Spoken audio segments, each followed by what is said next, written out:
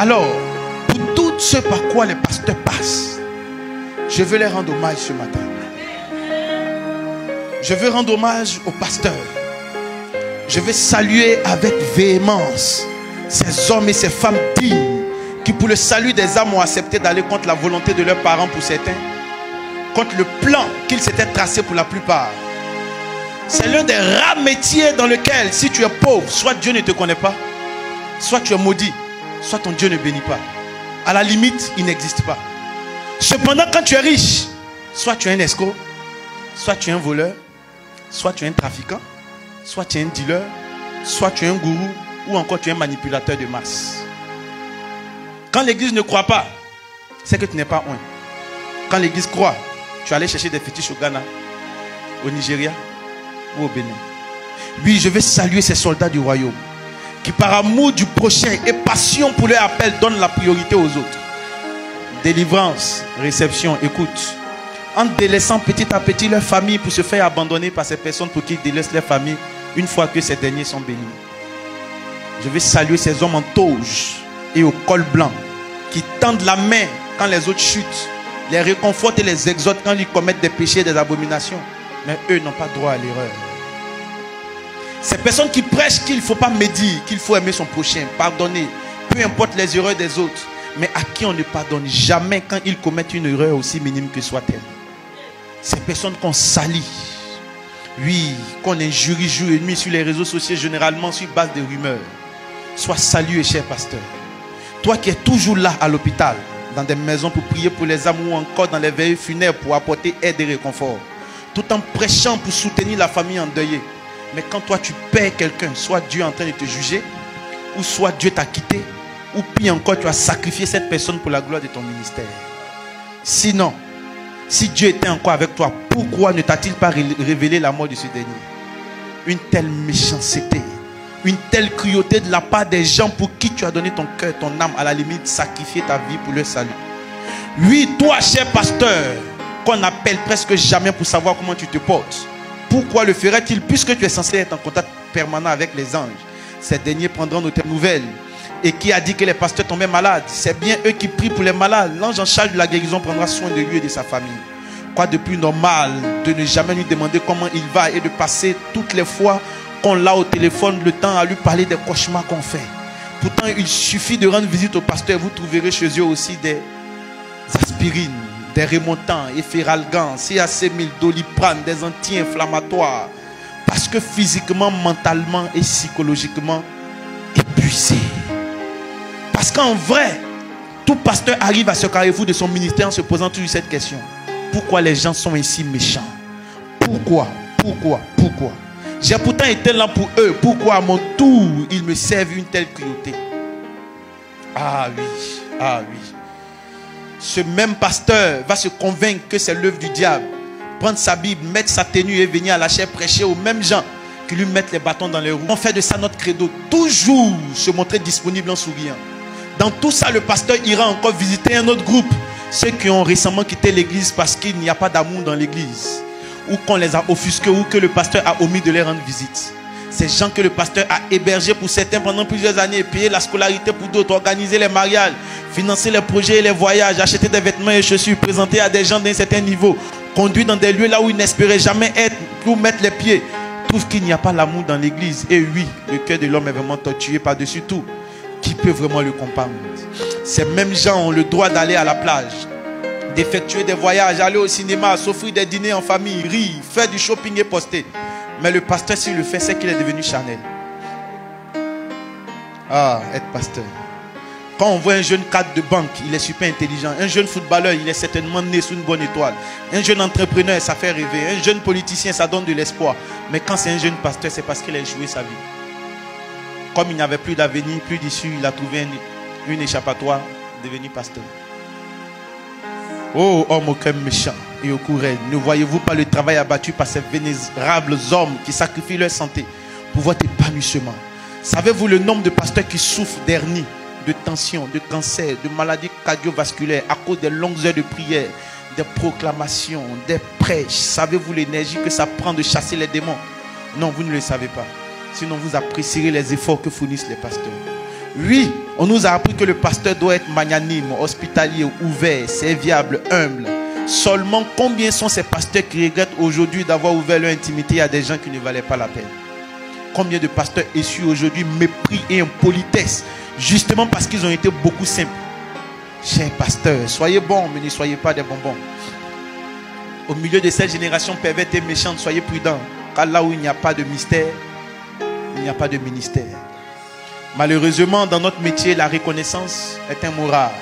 On a conclu qu'il n'est pas de ce monde. Oui, si vous cherchez la reconnaissance des hommes, ne devenez jamais pasteur. Combien de pasteurs ont sacrifié leur ministère sur l'autel de l'hospitalité?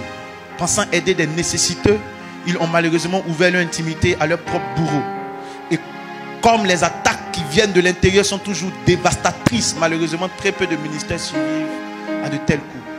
Combien d'agents doubles sont dans les ministères, cachés sous le sulfureux titre de fils? Chers pasteurs, soyez sages dans vos relations. Car se sacrifier pour le compte des personnes pas reconnaissantes revient à s'immoler par le feu pour éclairer le chemin à un infirme aveugle. Heureusement que le temps finit toujours par révéler la vraie nature des gens et que le Dieu qui a appelé ses serviteurs est fidèle.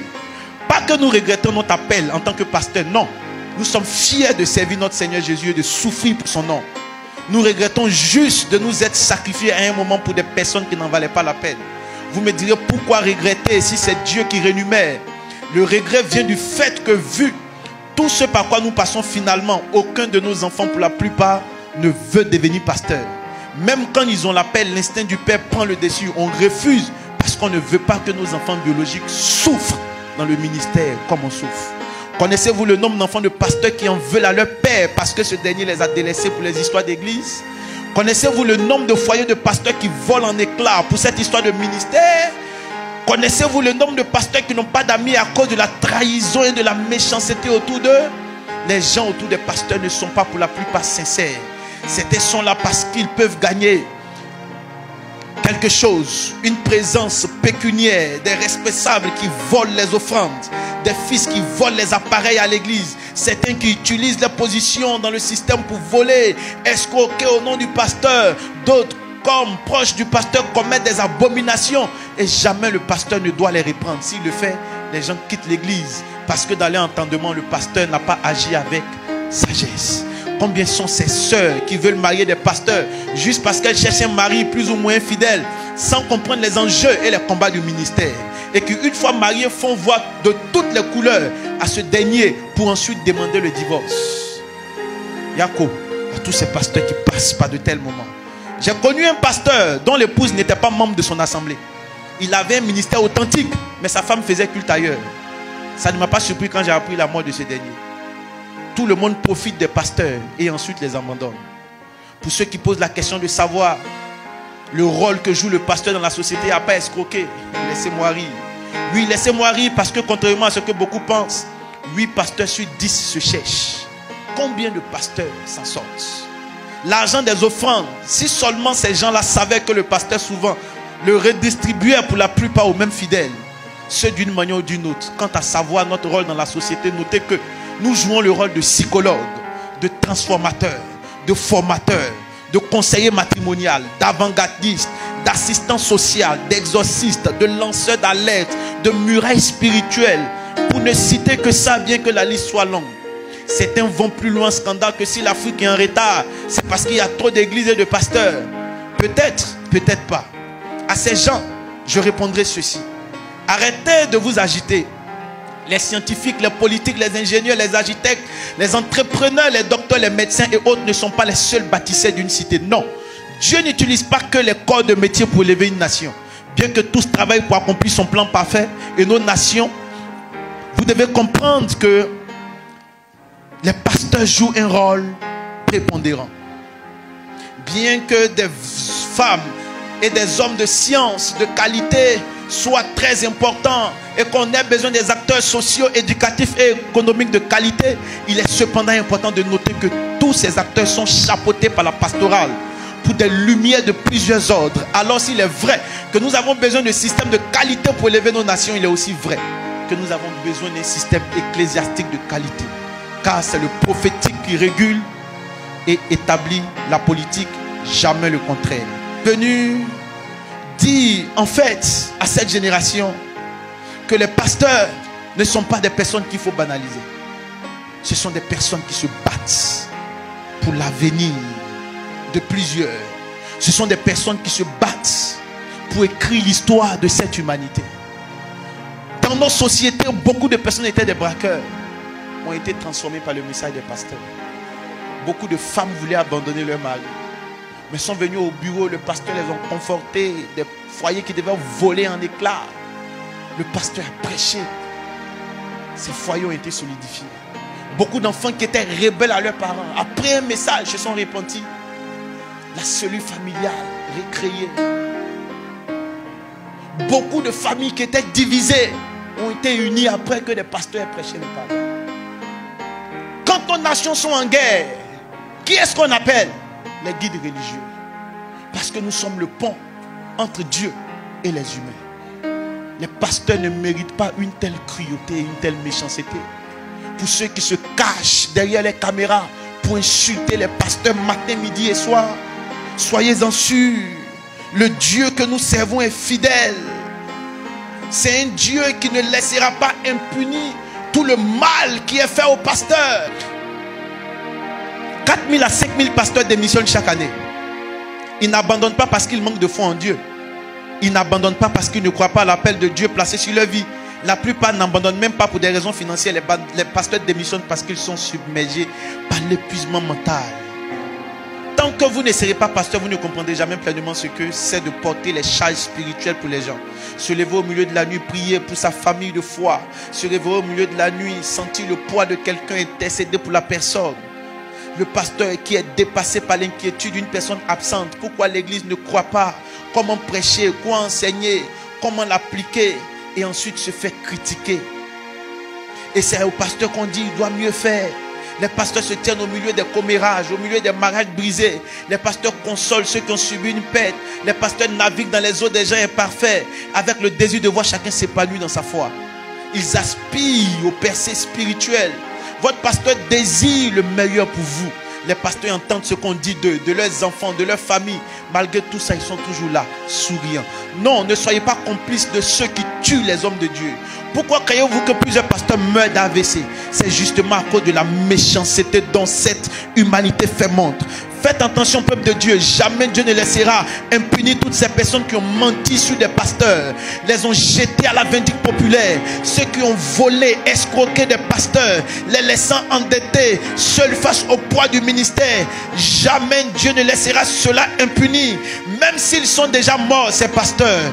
Pour ceux qui nous ont dévancés, ceux qui ont laissé leurs veuves, orphelins qui ont été abandonnés, pour ceux qui ont... Et après, les gens ont déserté l'église.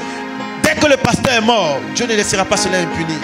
Psaume 116, verset 15. La Bible dit, elle a du prix aux yeux de Dieu la mort de ses saints. Proverbe 3, 33. La malédiction de l'Éternel est dans la maison du méchant, mais il bénit la demeure du juste. Matthieu 23, 29. Malheur à vous, scribes, pharisiens, hypocrites, parce que vous bâtissez le tombeau des prophètes et ornez le sépulcre des justes. Et que vous dites, si nous avions vécu du temps de nos pères, nous ne serions pas joints à ceux qui répandent le sang des prophètes. Vous témoignez ainsi contre vous-même que vous êtes des fils de ceux qui ont tué les prophètes. Combien donc la mesure de vos pères, serpents, race de vipères? Comment échapperez-vous au châtiment de la géhenne? Matthieu 23, 37. Jérusalem, Jérusalem, qui tue les prophètes et qui lapide ceux qui sont envoyés. C'est comme on peut dire Agoville, Agoville, qui tue les prophètes et persécute les rois de Dieu. Abidjan, Abidjan, qui tue les prophètes et persécute les rois de Dieu. RDC, RDC, qui tue les prophètes et lapide les rois de Dieu. Luc 11, 48 à 51. Malheur à vous, parce que vous bâtissez le tombeau des prophètes que vos pères ont tués. Vous rendez donc des témoignages aux œuvres de vos pères et vous les approuvez, car eux ils ont tué les prophètes et vous bâtissez leur tombeau. C'est pourquoi la sagesse de Dieu a dit, je vous enverrai des prophètes et des apôtres. Ils tueront les uns et persécuteront les autres, afin qu'il soit demandé compte à cette génération du sang de tous les prophètes qui a été répandu depuis la création du monde, depuis le sang d'Abel jusqu'au sang de Zacharie, tué entre l'autel et le temple.